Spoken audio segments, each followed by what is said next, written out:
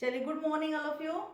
आज हम इट्स के बारे में जानेंगे कि इट्स होता क्या है, इतनी जगह लगता है।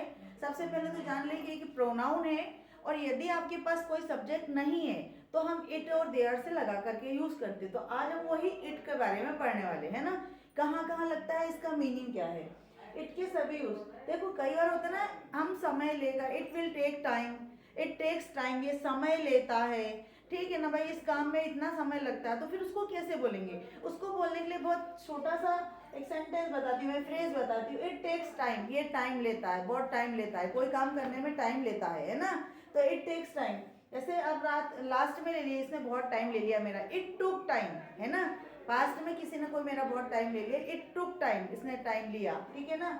इट विल टेक टाइम, ये टाइम लेगा, ये टाइम लेगा, फ्यूचर में लेगा। जैसे अपने बोले कि अभी काम के पहले ही लोग बोलना शुरू कर देते हैं, अरे ये तो बहुत टाइम टेकन गेम है या टाइम टेकन वर्क है, ये नहीं करेंगे। तो इट मीन्स कि वो टाइम लेगा ये करना।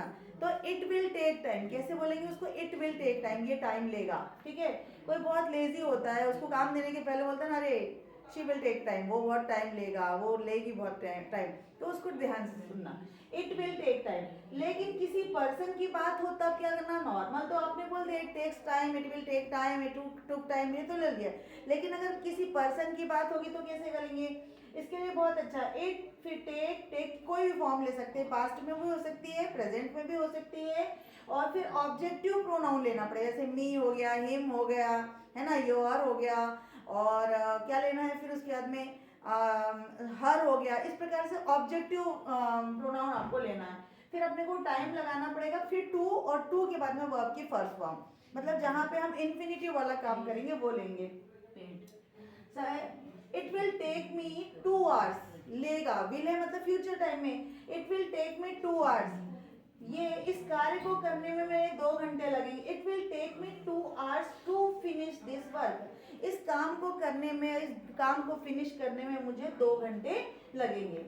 अब ऐसा भी ले सकते हैं, it took me 2 years to learn English, मतलब दो, इंग्लिश सीखने के लिए मैंने 2 साल लिए। एकदम से किसी को भी नहीं आती है, तो आपको और हमको क्या, सब लोगों को 2-2.5 साल लग ही जाता।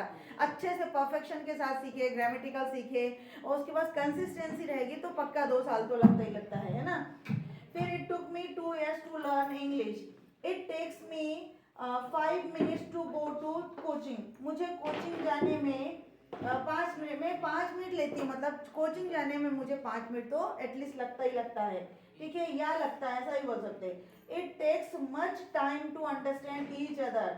अब भाई दो लोगों को समझने में, कोई दोस्त हो सकते हैं, कोई नया नया जोड़ा हो सकता है, उनको समझने में टाइम तो लगता है, और थोड़ा ज़्यादा टाइम लगता है, ताकि आगे फ्यूचर में अच्छे से अंडरस्टैंडिंग बन सके, इसलिए, है ना। तो ये टाइम लेता है अंडरस्टैंड, टू अंडरस्टैंड, समझने में, ईच अदर, एक दूसरे को समझने में। अब देखो, अब दूसरे बार में हमें ये भी कह सकते हैं कि कौन सा क्रिया को करना कैसा है। जैसे हम लोग बोलते हैं ना, कई बार हम लोगों को लगता है ना कि दूसरों की आलोचना करना बहुत आसान है। तो आलोचना करना आसान है, तो इसके लिए सब्जेक्ट तो आपके पास नहीं है ना। तो फिर आपको कैसा करना है, तो इट आपका सब्जेक्ट हो सकता है, और बी फॉर्म कोई भी आ सकती है, इज, एम, आर, वॉज, वर, कुछ भी हो सकती है। फिर टू के साथ वर्ब की फर्स्ट फॉर्म आएगी, एडजेक्टिव तो आना ही आना है, क्योंकि वो एडजेक्टिव डालना है उसमें। बहुत इजी स्ट्रक्चर है, ये देख लेंगे। इट के बाद बी के बाद कोई भी, बी की कोई भी फॉर्म आएगी, इज, एम, आर, वॉज, वर, फिर एडजेक्टिव आ जाएगा, फिर टू आ जाएगा, और फिर वर्ब की फर्स्ट फॉर्म आएगी, देखेंगे। It is easy to criticise others, it is easy to criticise others, ये बहुत आसान है, दूसरों की आलोचना करना या दूसरों के बारे में बोलना, ये बहुत आसान है, लेकिन जब करता है उसे पता चलता है। इसलिए अब हमको बहुत जगह ऐसे सेंटेंस बनाना पड़ता है, तो हम उसको इट के साथ बना सकते हैं, ठीक है ना। आगे देख लेंगे। आगे, it is dangerous to go that place, ये बहुत खतरनाक है उस जगह पर जाना, उस जगह पर जाना बहुत ज़्यादा खतरनाक है। तो उसको कैसे बोलेंगे अपन कि it is dangerous to go that place, उस जगह जाना खतरनाक है।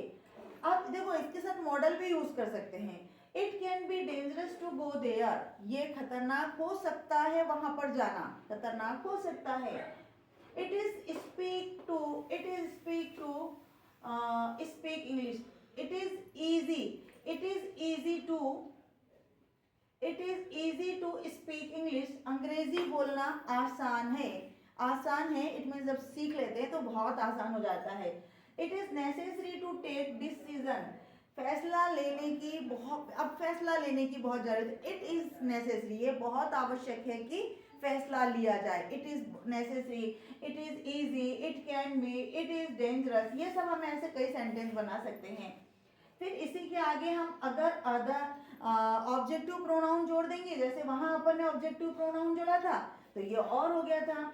It was difficult to learn English for me, ये मेरे लिए बड़ा मुश्किल था, इंग्लिश सीखना मेरे लिए बड़ा मुश्किल था। सबके लिए होता, नॉट ओनली मी बट सबके लिए होता है ना।